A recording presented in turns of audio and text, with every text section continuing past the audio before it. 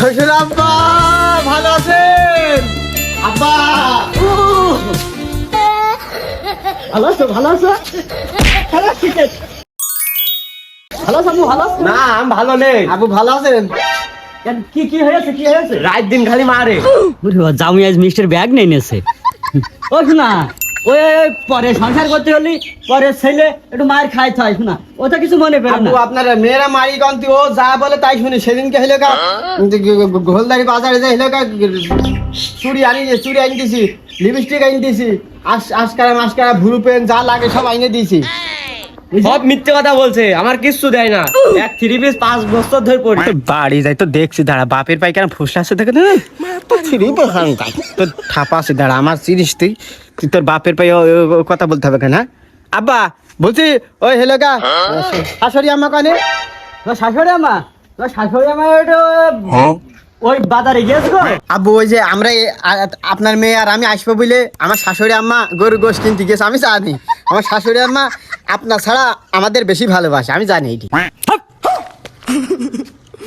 বিরাট তেজ গো আমার শৌরির। গরু গোশ কিনতে গিয়েছ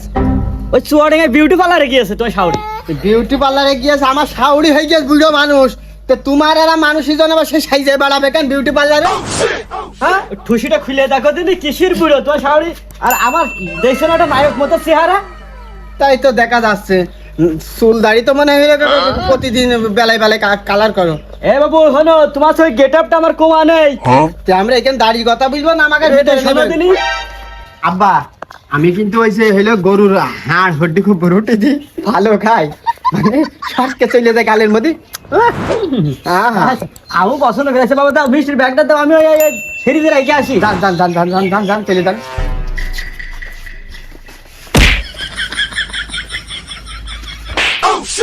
তুই পড়াম করে হেলে কি কি করে বললি যে হেলে আমার মাইক ধর করে? হ্যাঁ তুমি মারো তো আমি কি বলবো? তো সাহস দিল কি শ্বশুর বাড়ি আইছি আমার নামে যত হইলো ভালো ভালো কথা বলবি। আমার শ্বশুর জানে আমার ভালোবাসে তা নেই আমার মাইক ধর পারে আমার একেবারে এক চড়মাই তো দাঁত ভেঙে খেলাবো। বাড়ি তোর নিয়ে যাবো নিয়ে যাই দেখুন একদম খাইতে দি বাড়ি তোর মাজার হাড় পর্যন্ত সেইছে ফেলাবো। এই মিংসে আমার বাপের বাড়ি আসলে আমার সাথে দুর্ব্যবহার করে আর বাড়ি তো করেই। বাড়ি করবে না মানে তুই এই কথা বলবি কেন? তুই আমার তো সেই দিতে মাথায় মোট ঢুকছে না। হ্যালো ভাই হ্যাঁ এই কি আমার জামা কাপড় আমি 2-4 দিন থাকতো আমার জামা কাপড়ে। হ্যাঁ আমার জামা কাপড় জামা কাপড় তোর মতো একটা ছোট লোক এই সারা বিশ্বে নেই। তোর মতো জানোয়ার তোর মতো একটা বেয়াদব একটা তুই একটা ফরফরা লোক জানোয়ার ছেলে গো মা পারি গো পাই সব তুই ঘরে সব আমার না ডাইকে নিয়ে হইলে মেয়ে ডাইকে নিয়ে পড়াম করে বলছে ঘরে সে তো এতো তো মেয়ে তো মায়ের খাইয়ে পেট খুলে যাবে না দেখতে আসছি। হ্যাঁ আমার কোনো রিয়াকশন নেই, আমি যা তার বাড়ি একটা জামুই আমার কোনো রিয়াকশনই নেই, আমার ঠাপাচ্ছি না সে তো মেয়ের দাঁড়া বাড়ি যায় তো তো দেখবেন তোর মেয়েরা তুই বাড়ি যাবি না তোর মায়ের বোন দাঁড়িয়ে ধরে আসার দেখছি না আমার চিনিস না তুই। তোর সাথে ওই জানোয়ার ছেলেটা কি কি আচরণ করে একটু বলতো মা। আমার খালি মারে আর যদি ঘরে চাইল না থাকে বলে ভাত রান আমি চাইল কন পাবো যে ভাত রান দিতে বল চাল কিনে নিয়ে আসে না না ভ্যান চালায় একদিনও ভ্যান চালায় যায় না ও বাড়ি খালি ঘুমায়। ওই হারামির পয়সা কি জুয়া খেলে জানি ওর বললি যে যদি বললি যে ভ্যান বের হও আমার খালি মারে ভিড়ে। আচ্ছা তুমি আমার বাড়ি এসো তুমি আমার বাড়ি থাকো ও তো আমার ছেলে না ও নাকের মধ্যে নখ দিয়ে আমি বুঝি তো মনে আমি কি জিনিস ঠিক আছে তুই না বললাম মেয়েটার পড়াম করে হাত ধরে টেনে নিয়ে চলে গেলে আমি যে তার বাড়ি একটা জামুই আমার যে একটা মান সম্মান আছে সেইটুকু কোনো কেয়ার করলেন না ঠিক আছে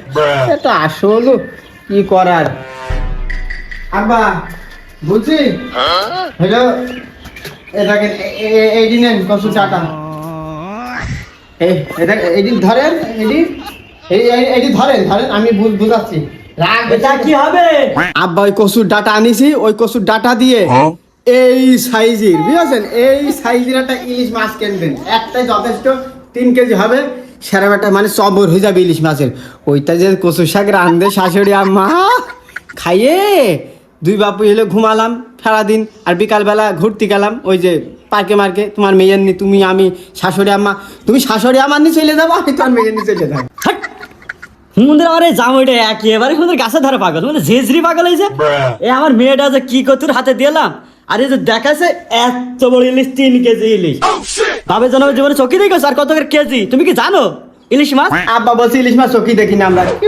মাথাটা খারাপ না এই এই যে আমরা যে যে ইলিশ খাই এই সাইজের পেটিয়ালা ইলিশ মাল খাও তুমি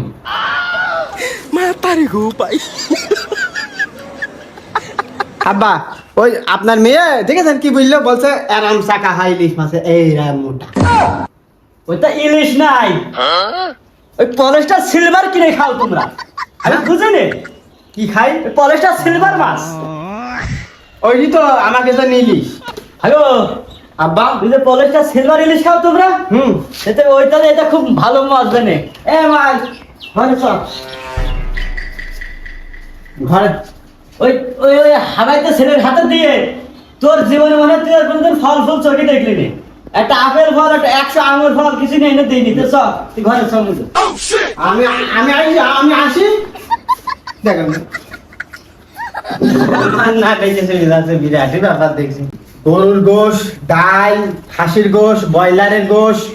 দই আজকে যা দেবে তাই খাইবো একদম খাইয়ে পেট মেট ফুলা করে বসে থাকবো একদম আমার এই মেয়েটা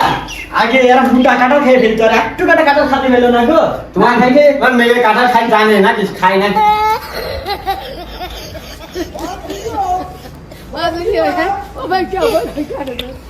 আমার এই মেয়েটা এই কাঁঠালটা খাইতে পেলো না সে নিজের দিকে আমার এই মেয়ে আমার এই আম গুড় আর এই চিড়ে খুব পছন্দ করে আমার এই মেয়েটা আব্বা আমু কিন্তু খুব আম গুড় চিড়ে কলা ছাতু একসাথে মিশি খালি জানটা দেহ পুরা পরশ পাথরের মতন ঠান্ডাই যায় বাপের বাড়িতে খাও তা বাপের জন্য খাই আছো আমার কোন করবে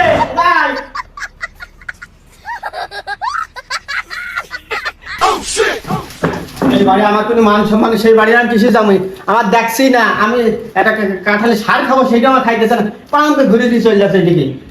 আমার কোনো মান সম্মানে আমি চাই এই বাড়ি থাকবে কেন আমি কি একেবারে কুকুর ছেড়ে থাকি ওই বেরিয়ে আয়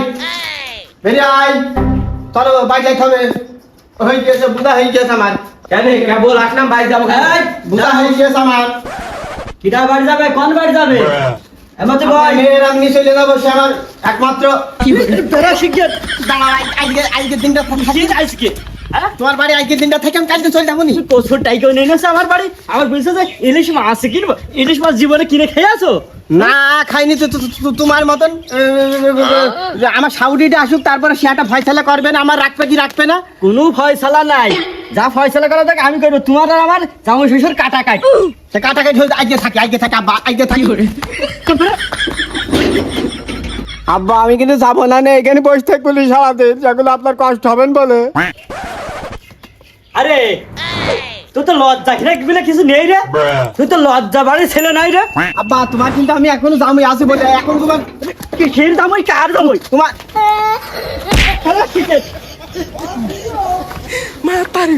একদম